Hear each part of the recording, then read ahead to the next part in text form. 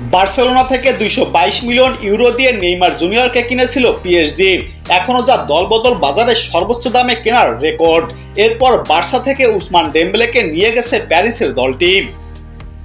এবার বার্সার নতুন তীরে ভরসা 16 বছর লামিনে ইয়ামালের চোখ পড়েছে পিএসজি। তরুণ এই স্প্যানিশ ফুটবলারকে দল নিতে চায় কাতারি অর্থে চলা দলটি। সেজন্য বার্সাকে 200 মিলিয়ন ইউরোর প্রস্তাব পর্যন্ত দিতে প্রস্তুত পিএসজি বোর্ড। সংবাদ মাধ্যম লা প্যারিসিয়ান এমনটি দাবি করেছে। তারা জানিয়েছে পিএসজির ব্লকবাস্টার এই প্রস্তাব বার্সাকে দেওয়ার প্রস্তুতি নিচ্ছে। গত মৌসুমে পিএসজিতে এমবাপ্পের সঙ্গে মেসি নেইমার ছিলেন। তারা দুজনেই ক্লাব ছেড়েছেন। আগামী মৌসুমে কিলিয়ান এমবাপ্পে প্যারিস ছেড়ে রিয়াল মাদ্রিদে যোগ দেবেন বলে খবর। তিনি পিএসজি ছাড়লে তারকা শূন্য হয়ে যাবে ক্লাবটি।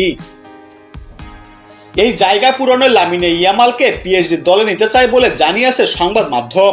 শুধু ইয়ামাল নয়, Victor Osimhen, Marcus Rashford, Vinicius Junior, Bernardo Silva, Bruno গুমেরাসের মতো আরও অনেক আছে পিএসজি ট্রান্সফার টার্গেটে।